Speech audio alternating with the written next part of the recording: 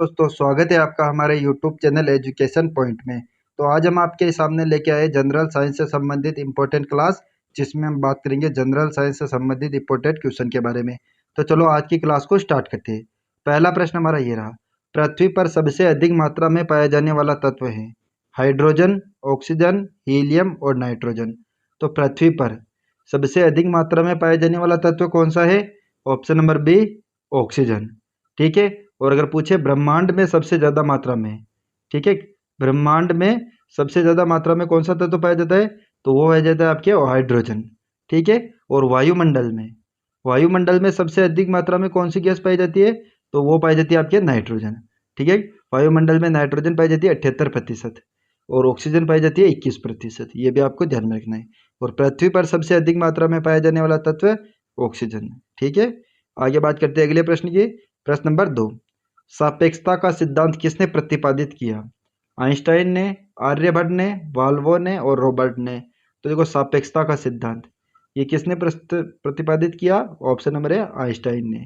ठीक है, आइंस्टाइन ने सापेक्षता का सिद्धांत दिया था। आगे बात करते हैं अगले प्रश्न की।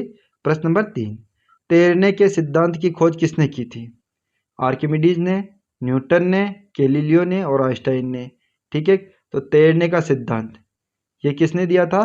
तो ये दिया था आपके ऑप्शन नंबर ए, आर्किमिडीज ने। ठीक है। न्यूटन ने क्या किया था?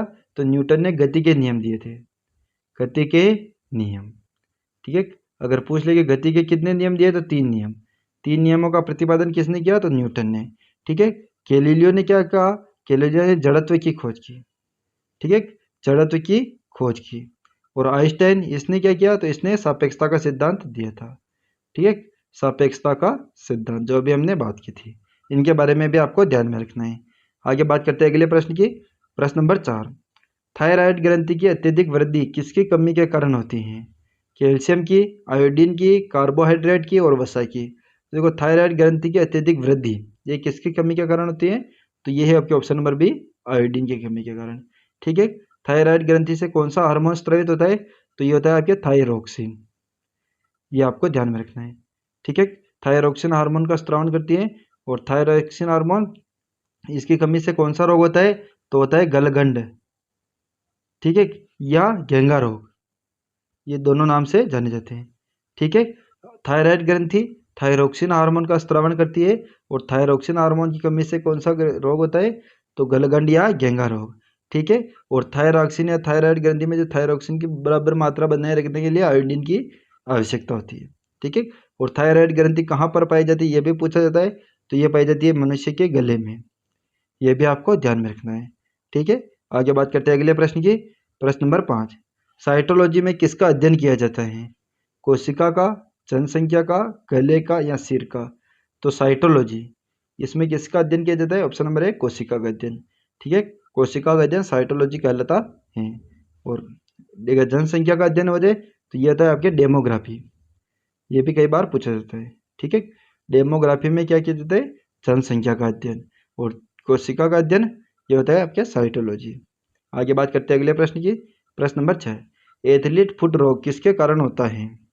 कवक के कारण, जीवाणु के कारण, विषाणु के कारण और इनमें से कोई नहीं। तो एथलीट फुट रोग ये किसकी कमी के कारण होता है? ऑप्शन नंबर है कवक की कमी के कारण। ठीक है। आगे बात करते हैं अगले प्रश्न की। प्रश्न नंबर 7, ब्लड क्या है? ब्लड क्या है? रक्त संयोजी ऊतक, उपकला ऊतक, दोनों और इनमें से कोई नहीं। तो देखो ब्लड या रक्त, ठीक है, इसको हिंदी में क्या कहते हैं? रक्त। रक्त क्या है? तो रक्त एक तरल संयोजी ऊतक है। ऑप्शन नंबर 1 करेक्ट आंसर है। और ये कितने प्रकार का होता है? तो ये 2 भागों में बटा होता है। एक तो होता है प्लाज्मा, ठीक है, प्लाज्मा, और दूसरा होता है रक्त कणिकाएं, रक्त कणिकाएं। ठीक है, एक तो होता है प्लाज्मा जो कितने प्रतिशत होता है? तो ये होता है 55%। ठीक है। और 45% भाग क्या होता है? रक्त कणिकाएं होती है। रक्त कणिकाएं कौन कौन सी होती है? आरबीसी, डब्ल्यूबीसी और प्लेटलेट, ये तीनों होती हैं। ठीक है। और रक्त जो ब्लड है उसका जीवन काल कितना होता है? तो देखो रक्त में जो आरबीसी होती है उसका जीवन काल होता है 120 दिन। ठीक है। और डब्ल्यूबीसी होती है उनका जीवन काल होता है 5 से 10 दिन। ठीक है, ये भी आपको ध्यान में रखना है। आगे बात करते हैं अगले प्रश्न की। प्रश्न नंबर 8, जंतु कोशिका में किस हिस्से को पावर हाउस कहा जाता है? माइटोकॉन्ड्रिया को, लाइसोसोम को, राइबोसोम को या इनमें से कोई नहीं। तो देखो जंतु कोशिका में पावर हाउस किसे कहते हैं, तो पावर हाउस ये कहते हैं आपके ऑप्शन नंबर ए माइटोकॉन्ड्रिया को। ठीक है, लाइसोसोम को क्या कहते हैं, तो इसे कहते हैं आत्मघाती थैली, आत्मघाती थैली। ठीक है, अगर पूछा जाए तो कोशिका की आत्मघाती थैली किसे कहते हैं, तो वो है आपके लाइसोसोम को। कोशिका का पावर हाउस किसे कहते हैं, तो कहते हैं आपके माइटोकॉन्ड्रिया को। और प्रोटीन की फैक्ट्री ये किसे कहते हैं, प्रोटीन की फैक्ट्री ये कहते हैं आपके ऑप्शन नंबर कौन सा है, राइबोसोम को। ठीक है, कि तीनों बातों के बारे में ध्यान रखना है। पावर हाउस माइटोकॉन्ड्रिया, कोशिका की आत्मघाती थैली लाइसोसोम, और प्रोटीन की फैक्ट्री ये होते हैं राइबोसोम, क्योंकि राइबोसोम का प्रमुख कार्य होता है प्रोटीन का संश्लेषण करना। ठीक है, आगे बात करते हैं अगले प्रश्न की। प्रश्न नंबर 9, मानव लीवर में पहले से ही मौजूद विटामिन कौन सा होता है, vitamin A, vitamin B, vitamin C और विटामिन डी। तो मानव लीवर यह कौन सा, यकृत में कौन सा विटामिन मौजूद होता है, तो होता है आपके option number A, vitamin A मानव लीवर में पहले से ही मौजूद होता है। ठीक है, विटामिन ए इसका वैज्ञानिक नाम क्या है, तो इसका वैज्ञानिक नाम है रेटिनॉल। ठीक है, और इसकी कमी से कौन सा रोग होता है, तो रतौंधी रोग होता है।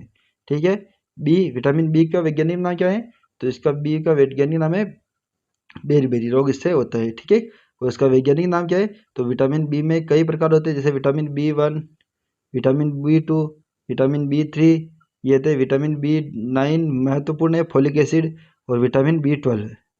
ठीक है, ये सभी इसके अंदर होते हैं, जिसके अलग अलग वैज्ञानिक नाम है तथा अलग अलग रोग इनसे होते हैं। और विटामिन सी जिसका वैज्ञानिक नाम है एस्कॉर्बिक एसिड, तथा इससे कौन सा रोग होता है, सकरवी रोग होते हैं। ठीक है, और विटामिन डी इससे कौन सा रोग होता है, तो इससे होता है आपके रिकेट्स या रोग होता है, और इससे इसका वैज्ञानिक नाम क्या है, तो विटामिन डी का वैज्ञानिक नाम है कैल्सीफेरॉल। ये भी आपको ध्यान में रखना है। आगे बात करते हैं अगले प्रश्न की। प्रश्न नंबर 10, विकास के सिद्धांत का प्रतिपादन किसने किया था, आर्कमाइस्टीन, आइंस्टाइन, डार्विन और गैलीलियो। तो विकास का सिद्धांत ये किसने दिया था, ऑप्शन नंबर सी, डार्विन ने। ठीक है, गैलीलियो ने क्या किया था, जड़त्व का नियम दिया था। आइंस्टाइन ने क्या किया, तो आइंस्टाइन ने मैं अभी आपको बताया सापेक्षता का सिद्धांत दिया था। ठीक है, आगे बात करते हैं अगले प्रश्न की। प्रश्न नंबर 11, सौर विकिरण किसके द्वारा मापा जाता है, बैरोमीटर, पायरोमीटर, डेसीमीटर और इनमें से कोई नहीं। तो सौर विकिरण ये किसके द्वारा मापा जाता है, ऑप्शन नंबर बी, पायरोमीटर के द्वारा। ठीक है, बैरोमीटर ये क्या होता है, ये वायुमंडलीय दाब को मापता है। ठीक है, वायुमंडलीय दाब, इसका मापन किससे किया जाता है, तो इसका मापन किया जाता है बैरोमीटर से, और सौर विकिरण का मापन पायरोमीटर से। आगे बात करते हैं अगले प्रश्न की। प्रश्न नंबर 12, एक्सरे का आविष्कार किसने किया था, बर्नौली ने, मार्कोनी ने, आइंस्टाइन ने और रोंटगन ने। तो देखो एक्सरे इसका आविष्कार किसने किया, ऑप्शन नंबर डी, रोंटगन ने। ठीक है, आगे बात करते हैं अगले प्रश्न की। प्रश्न नंबर 13, पादप कोशिका की कोशिका भित्ति किसकी बनी होती है, सेल्यूलोज की, लाइसोसोम की, मोल्टेज की और शर्करा की। पादप कोशिका की जो कोशिका भित्ति है वो किसकी बनी होती है, ऑप्शन नंबर ए, सेल्यूलोज की। ठीक है, आगे बात करते हैं अगले प्रश्न की। प्रश्न नंबर 14, अफीम के किस भाग से मॉर्फिन प्राप्त होता है, फल से, तना से, जड़ से और पत्ती से। तो अफीम के जो किस भाग से मॉर्फिन प्राप्त होता है, तो अफीम के फल से, फल से इसके दूध निकलता है, उस दूध को क्या कहते हैं, लेटेक्स। ठीक है, और उसी दूध से मॉर्फिन तथा कोडीन जो महत्वपूर्ण एल्केलाइड है वो प्राप्त होते हैं। ठीक है, आगे बात करते हैं अगले प्रश्न की। प्रश्न नंबर 15, सबसे छोटा फूल वाला पौधा कौन सा है, वोल्फिया, रिप्लेसिया, लेमना और इनमें से कोई नहीं। तो सबसे छोटा फूल वाला पौधा या पुष्पीय पादप ये कौन सा है, ऑप्शन नंबर ए, वोल्फिया। और सबसे बड़ा कौन सा है, तो होता है रेप्लिसिया, सबसे बड़ा। ठीक है, सबसे बड़ा इसका नाम भी ध्यान में रखना है, रेप्लिसिया। और सबसे छोटा कौन सा है, तो वो होते हैं वोल्फिया। आगे बात करते हैं अगले प्रश्न की। प्रश्न नंबर 16, मानव शरीर का सबसे बड़ा अंग कौन सा है, त्वचा, लीवर, अग्नाशय और पेट। तो मानव शरीर का सबसे बड़ा अंग ये कौन सा है, ऑप्शन नंबर बी, लीवर। ठीक है, आगे बात करते हैं अगले प्रश्न की। प्रश्न नंबर 17, एलपीजी में किस गैस के भराव के कारण उसकी लीकेज का पता चल जाता है, ethyl mercaptan, ethyl alcohol, acetylene, methyl mercaptan. तो देखो एलपीजी के रिसाव है ना, जो उसका पता लगाने के लिए किसका प्रयोग किया जाता है, ऑप्शन नंबर डी। ठीक है, मिथाइल मरकैप्टेन। ठीक है, ये भी आपको ध्यान में। आगे बात करते हैं अगले प्रश्न की। प्रश्न नंबर 18, पीरियोडिक टेबल का सबसे हल्का तत्व कौन सा है? Lithium, hydrogen, oxygen, osmium. तो पीरियोडिक टेबल का सबसे हल्का तत्व कौन सा है? ऑप्शन नंबर ए लिथियम। ठीक है। सबसे भारी तत्व कौन सा है? तो होता है आपके ऑस्मियम। ठीक है, सबसे भारी तत्व। ठीक है, ये कौन सा है? तो ये है ऑस्मियम। और सबसे हल्का लिथियम। आगे बात करते हैं अगले प्रश्न की। प्रश्न नंबर 19, टीकाकरण के जनक किसको माना जाता है? रॉबर्ट कोच को, एडवर्ड जेनर को, रॉबर्ट हुक को, और इनमें से कोई नहीं। तो टीकाकरण के जनक ये किसे माना जाता है? Option number B Edward Jenner को। रॉबर्ट हुक ने क्या किया था? 1665 में कोशिका की खोज की। ठीक है, और इन्हें कोशिका की खोज की, वो कौन सी कोशिका थी? तो वो थी मृत कोशिका। और रॉबर्ट कोच ये क्या है? तो रॉबर्ट कोच ने एजे के टीके की खोज की थी। आगे बात करते हैं अगले प्रश्न की। प्रश्न नंबर 20, फोटोन किसकी मूलभूत इकाई है? प्रकाश की, समय की, दूरी की और लाइट की। तो फोटोन ये किसकी मूलभूत इकाई है? ऑप्शन नंबर ए प्रकाश की। ठीक है, आगे बात करते हैं अगले प्रश्न की। प्रश्न नंबर 21, टेस्ला किसकी इकाई होती है? प्रेरण की, क्षेत्र की, प्रवाह की और लंबाई की। तो टेस्ला ये किसकी इकाई है? ऑप्शन नंबर ए प्रेरण की। ठीक है, आगे बात करते हैं अगले प्रश्न की। प्रश्न नंबर 22, आरएच फैक्टर किससे संबंधित हैं? बंदर से, मछली से, कुत्ते से और शेर से। तो आरएच फैक्टर, ठीक है, ये किससे संबंधित है? ऑप्शन नंबर ए बंदर से। ठीक है, और आरएच फैक्टर की खोज किसने की थी? तो लैंड स्टीनर तथा विनर ने इसकी खोज की थी रिसस नामक बंदर पर। ठीक है, आगे बात करते हैं अगले प्रश्न की। प्रश्न नंबर 23, लेंस की क्षमता का मात्रक है? मीटर, डायप्टर, डिग्री और डेसिमल। तो लेंस की क्षमता, इसका मात्रक क्या है? Option number B dioptre. ठीक है, और लेंस की क्षमता को किस में मापा जाता है? तो इसको मापा जाता है मीटर में। यह भी आपको ध्यान में रखना है, लेकिन इसका मात्रक कौन सा है? डायप्टर। आगे बात करते हैं अगले प्रश्न की। प्रश्न नंबर 24, यूरिया में नाइट्रोजन की कितनी मात्रा होती है? 46%, 49%, 50% और 70%। तो यूरिया में नाइट्रोजन की मात्रा कितनी होती है? Option number 46%।